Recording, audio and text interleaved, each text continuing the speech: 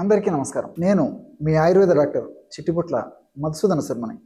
మనం ఈ వీడియోలో వెయిట్ లాస్ అయ్యేందుకు లవంగాలతో వైద్యం అనేటువంటి ఆసక్తిదాయకమైనటువంటి అంశాన్ని గురించి తెలుసుకోబోతున్నాం. గత కొన్ని వీడియోల్లో కూడా అసలు బరువు ఎందుకు పెరుగుతారు, బరువు పెరగడానికి కారణాలేంటి, బరువు పెరగడం వల్ల ఎలాంటి లక్షణాలు కలుగుతాయి, భవిష్యత్తులో ఎలాంటి ఉపద్రవాలు కలుగుతాయి, మరి ఆ బరువును కంట్రోల్లో ఉంచుకునేందుకు, బరువును తగ్గించుకునేందుకు ఎలాంటి క్షేమదాయకమైనటువంటి గృహవైద్య చికిత్సా విధానాలు పాటించాలి, ఎటువంటి ఆహార విధి విధానాలు పాటించాలి మొదలైన వివరాలు తెలియజేయడం జరిగింది. ఈ వీడియోలో మరొక ఫార్ములాని ఈ వెయిట్ లాస్ అయ్యేందుకు మనం తెలుసుకోబోతున్నాం. ఈ రోజుల్లో అత్యంత సర్వసాధారణటువంటి మేజర్ సమస్యగా పరిణమించేటువంటి సమస్య ఈ యొక్క అధిక బరువు. దీనికి అనేక రకాలైన కారణాలు. మరి కొద్ది ప్రమాణంలో బరువు అధికంగా ఉన్నప్పుడు అంతగా పట్టించుకోరు, కానీ మరి బరువు క్రమంగా పెరిగే కొద్దీ అప్పుడు ఆరోగ్య స్పృహ అవగాహన పెరిగి అప్పుడు ప్రయత్నాలు మొదలుపెట్టేటువంటి పరిస్థితి చాలా మందిలో ఉంటూ ఉంటుంది. ఏది ఏమైనప్పటికీ మరి బరువును నియంత్రించుకోవడం, అధికంగా ఉన్నటువంటి బరువును తగ్గించుకోవడం చాలా చాలా ముఖ్యం. ఈ వెయిట్ లాస్ అయ్యేందుకు ఔషధాన్ని ఎలా తయారు చేసుకోవాలంటే లవంగాలు, దాల్చిన చెక్క, జీలకర్ర, మిరియాలు, ఈ 4 పదార్థాలను మనం సద్వినియోగం చేసుకోవడం వల్ల శరీరంలో, బాడీలో అధికంగా సంచితమైనటువంటి కొవ్వు కరిగేసి మనిషి నాజుకుతనాన్ని సంతరించుకుంటాడు. ఔషధం ఎలా తయారు చేసుకోవాలంటే లవంగాలను కాస్త వేయించేసేసి ఒక 15 గ్రాములు తీసుకోండి. అట్లే దాల్చిన చెక్క చిన్న చిన్న ముక్కలుగా చేసేసి ఒక 15 గ్రాములు, దాల్చిన చెక్క ముక్కలు ఒక 15 గ్రాములు తీసుకోండి. అదేవిధంగా జీలకర్రను శుభ్రం చేసేసి ఒక 15 గ్రాములు తీసుకొని ఆ జీలకర్రను కాస్త వేయించేసేయండి. అట్లే 4వ పదార్థంగా మిరియాలను కూడా ఒక 15 గ్రాములు తీసుకొని కాస్త వేయించేసేసి పెట్టుకోవాలన్నమాట.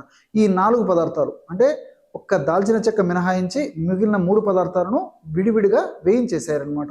ఈ 4 పదార్థాలు ఒక్కొక్కటి 15 గ్రాముల చొప్పున తీసుకొని ఈ 4 పదార్థాలు అన్నిటినీ కలిపేసి ఒక మిక్సీలో వేసేసి బాగా కలిపేసేసి చూర్ణంగా తయారు చేసుకోండి. ఈ విధంగా చూర్ణంగా తయారైన తర్వాత దాన్ని జల్లించేసేసి ఆ యొక్క చూర్ణాన్ని ఒక గాజు సీసాలో నిల్వ ఉంచుకొని రోజు వాడుకోవాలి. ఎలా వాడుకోవాలంటే రోజు ఒక్కసారి ఔషధాన్ని తయారు చేసుకొని ఆ యొక్క ఔషధాన్ని 2 సార్లు వాడుకోవచ్చు. ఎలాగంటే రోజు ఉదయం పూట ఒక 200 ml అంటే 200 మిల్లీలీటర్ల నీళ్లు తీసుకోవాలన్నమాట. ఒక పాత్రలో 200 మిల్లీలీటర్ల నీళ్లు తీసుకొని అందులో 2 నుంచి 2.5 గ్రాము, అంతకంటే ఎటువంటి పరిస్థితుల్లో ఎక్కువ వాడుకోకూడదు అనమాట. 2 గ్రాములు చాలా వరకు సరిపోతుంది. మరీ అంత అవసరమయ్యి మరీ ఎక్కువ వెయిట్ ఉన్నటువంటి వాళ్ళైతే 2.5 గ్రాము వరకు అంటే ఇంచుమించు 1/2 టీ స్పూన్ వరకు వాడుకోవచ్చు అనమాట. అంతకంటే ఎక్కువ వాడితే కొంతమందిలో మరి వేడి చేసేటువంటి తత్వం ఉంటుంది కాబట్టి ఆ వేడి అలా అతిగా చేయకుండా ఉండేందుకు నేను చెప్పినటువంటి డోస్ అయితే సరిపోతుంది అనమాట. ఈ విధంగా 2 నుంచి 2.5 గ్రాముల చూర్ణాన్ని ఆ నీళ్ళలో వేసి పొయ్యి మీద పెట్టేసి 100 మిల్లీలీటర్ల నీళ్లు మాత్రమే మిగిలేటట్లు సన్న మంట మీద, బాగా గుర్తుంచుకోండి, ఔషధం త్వరగా తయారు కావాలనేటువంటి ఉద్దేశంతో మీరు ఎక్కువ మంట పెడితే ఈ యొక్క ఔషధ గుణాలు తగ్గిపోయేటువంటి అవకాశం ఉంటుంది. కాబట్టి సన్న మంట మీద 100 మిల్లీలీటర్ల నీళ్లు మాత్రమే, అంటే 200 మిల్లీలీటర్ల నీళ్లు తీసుకున్నాం కదా, 100 మిల్లీలీటర్ల నీళ్లు మాత్రమే మిగిలేటట్లు మరిగించి దించి చల్లారిన తర్వాత వడగట్టేసి ఆ వడగట్టినటువంటి ఆ 100 ml ఆ కషాయాన్ని ఉదయం పూట ఒక 50 ml కషాయము, సాయంత్రం పూట కాస్త వెచ్చజేసి మరలా 50 ml కషాయము సేవించాలి. ఈ విధంగా క్రమం తప్పకుండా రోజు 2 సార్లు ఈ యొక్క ఔషధాన్ని ఈ పద్ధతిలో వాడుకోవడం వల్ల చాలా సమర్థవంతమైనటువంటి ఫలితాలు, అద్భుతమైనటువంటి ఫలితాలు శీఘ్రంగా వెంటనే కలిగేందుకు అవకాశం ఏర్పడుతుంది. ఆధునికంగా మనం ఆలోచించినప్పటికీ ఈ లవంగాల్లో యూజినాల్ అనేటువంటి రసాయన పదార్థం ఉంది. యూజినాల్ అనేటువంటి రసాయన పదార్థం గుణం ఏంటంటే ఇన్ఫ్లమేషన్ ప్రక్రియను తగ్గిస్తుంది, అంటే యాంటీ ఇన్ఫ్లమేటరీ ఏజెంట్గా పనిచేస్తుంది. సర్వసాధారణంగా ఎప్పుడైతే కొవ్వు కణాల్లో కొవ్వు ఎక్కువగా సంచితమై చాలా కాలం నుంచి నిలువందో అప్పుడు ఆ కొవ్వు కణాల నుంచి ఇన్ఫ్లమేషన్ అనేటువంటి ప్రక్రియ జరుగుతూ ఉంటుంది అనమాట. అంటే వాపు అనేటువంటి ప్రక్రియ జరుగుతూ ఉంటుంది. ఈ ఇన్ఫ్లమేషన్ ప్రక్రియ వల్ల అనేక రకాలైనటువంటి రసాయన పదార్థాలు తయారైపోయి వాటి వల్ల అనేక రకాలైనటువంటి దుష్ప్రభావాలు శరీరం మీద కలుగుతూ ఉంటాయి అన్నమాట. మరి ఈ యూజినాల్ అనేటువంటి రసాయన పదార్థం ఉన్నటువంటి లవంగాలను వాడుకోవడం వల్ల ఇన్ఫ్లమేషన్ ప్రాసెస్ని తగ్గించడమే కాకుండా, కొవ్వును తగ్గించడమే కాకుండా, ఇన్ఫ్లమేషన్ వల్ల ఉత్పత్తి అయ్యేటువంటి రసాయన పదార్థాలను కూడా నిర్వీర్యం చేసేటువంటి పరిస్థితి ఈ లవంగాల్లో ఉన్నటువంటి యూజినాల్ వల్ల కలుగుతుంది. అట్లే దాల్చిన చెక్కలో సినమాల్డిహైడ్ అనేటువంటి రసాయన పదార్థం ఉంది. ఈ సినమాల్డిహైడ్ అనేటువంటి రసాయన పదార్థం మెటబాలిజం అంటే జీవక్రియను చైతన్యవంతం చేసి, వేగవంతం చేసి, స్పీడ్గా జీవక్రియలని జరిగేటట్లు చేస్తుంది.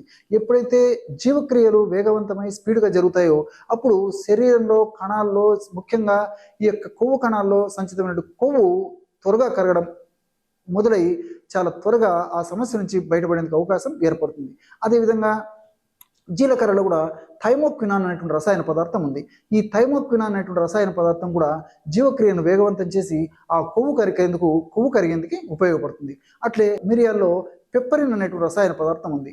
అంతేకాకుండా మిరియాలు ఉన్నటువంటి ఈ రసాయన పదార్థాల గుణం ఏంటంటే మన దేహంలో ముఖ్యంగా జీర్ణ వ్యవస్థకు సంబంధించి ఆకలి ఎక్కువగా కాకుండా తగ్గించేటువంటి పరిస్థితి మిరియాలు ఉన్నటువంటి కొన్ని రసాయన పదార్థాల వల్ల కలుగుతుంది. అంటే మనకి గ్రిలిన్ అనేటువంటి హార్మోన్ ఉత్పత్తి అవుతూ ఉంటుంది అనమాట. ఈ హార్మోన్ ఉత్పత్తి ఎక్కువ అయ్యే కొద్దీ ఆకలి ఎక్కువగా అవుతుంటుంది. ఈ మిరియాలు ఉన్నటువంటి పెప్పరిన్ లాంటి రసాయన పదార్థాలు గ్రిలిన్ అనేటువంటి ఆకలిని కలుగజేసేటువంటి హార్మోన్ను ఎక్కువగా ఉత్పత్తి కాకుండా, ఎక్కువగా విడుదల కాకుండా చేస్తుంది. కాబట్టి ఆకలి మనకు తగ్గిపోతుంది. ఎప్పుడైతే ఆకలి తగ్గుతుందో అప్పుడు మనం ఆహార పదార్థాలను తినడం తగ్గిస్తాం. ఎప్పుడైతే ఆహార పదార్థాలను తినడం తగ్గించి పోషకాహార పదార్థాలు అంటే జంక్ ఫుడ్ ఇలాంటివి కాకుండా పోషకభరితమైనటువంటి ఆహారాన్ని తీసుకుంటాము అప్పుడు మనకి శరీరానికి సద్వినియోగం పడమే కాకుండా మరి ఫ్యాట్ కింద కూడా కన్వర్ట్ కాకుండా ఉంటుందన్నమాట. ఇతర దుష్పరిణామాలు కూడా ఉండవు. అంతేకాకుండా పెప్పరిన్ అనేటువంటి రసాయన పదార్థం ఈ ఇన్ఫ్లమేషన్ ప్రక్రియను కూడా నిరోధించడం వల్ల ఇన్ఫ్లమేషన్ ప్రాసెస్లో ఉత్పత్తి అయిన రసాయన పదార్థాల ఉత్పత్తిని కూడా నిర్వీర్యం చేసేటువంటి పరిస్థితి ఈ పెప్పరిన్ వల్ల కలుగుతుంది. అంతేకాకుండా ప్రత్యక్షంగా పరోక్షంగా మిరియాలు ఉన్నటువంటి వివిధ రకాలైనటువంటి రసాయన పదార్థాలు ఈ కొవ్వు కరిగేందుకు కూడా దోహదపడతాయి. మరి ఈ 4 పదార్థాలు కలిపి మనం ఔషధంగా తయారు చేసుకుని సద్వినియోగం చేసుకుంటున్నాం కాబట్టి అనేక రకాలైనటువంటి సైడ్ బెనిఫిట్స్ ఉంటాయి. ఎలాంటి సైడ్ ఎఫెక్ట్స్ ఉండవు. క్షేమదాయకంగా వాడుకోవచ్చు. ఔషధాలన్నీ కూడా మనకు తెలిసినట్టువే అందరూ వాడుకోవచ్చు. అదేవిధంగా తయారు చేసుకోవడం సులువు, వాడుకోవడం సులువు, ఫలితాలు కూడా చాలా త్వరగా సమర్థవంతంగా వస్తాయి. కాబట్టి మరి దీర్ఘకాలం పాటు వాడినప్పటికీ ఎలాంటి ఇబ్బందులు కూడా కలవు. కాబట్టి మరి క్షేమదాయకంగా ఉండేటువంటి ఇలాంటి ఔషధాలను వాడుకోవడం వల్ల చక్కటి ఫలితం మన సొంతం అవుతుంది. చూశారు కదా ఎటువంటి సులువైనటువంటి ఔషధ యోగాన్ని వెయిట్ లాస్ అయ్యేందుకు మీరు ఈ వీడియోలో తెలుసుకున్నారో. మరొక వీడియోలో మరొక అంశంతో మళ్ళీ కలుద్దాం. అంతవరకు నమస్కారం. మీ చిట్టిపట్ల.